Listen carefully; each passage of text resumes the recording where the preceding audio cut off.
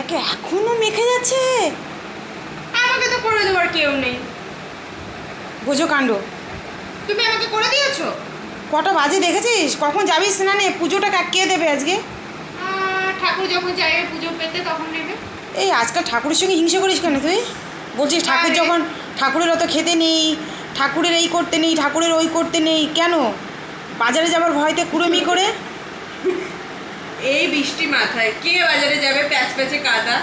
তাড়াতাড়ি কর, চল পুজোটা দিতে হবে গুছিয়ে। আমাকে কেমন লাগছে? ভালো লাগছে। ভালো লাগছে। শুধু দুঃখের বিষয় দাঁত।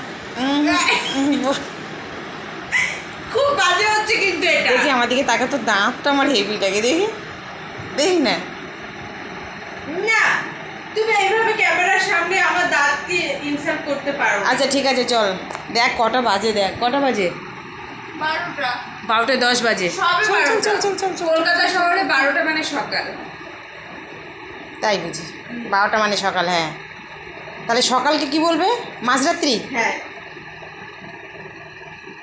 মুখের ট্যানটা যে পরিমাণে পড়ে গেছিল। হাতে পায়ে কখন মাখবি? হাত আমি একটু পরে মাখবো, মুখটা শুকিয়ে যাক তারপরে। মুখে মেখে বসছিস আধা ঘন্টা, হাতে পায়ে মেখে বসবি আধা ঘন্টা, তার মানে 1 ঘন্টা, তারপর স্নানে ঢুকবি আরও 1 ঘন্টা। তার মানে ভাবছিস আজকে ঠাকুর কটায়? না না, দরকার নেই বাবা, আমিই যাই স্নানে, আমি পুজোটা দিয়ে দিই।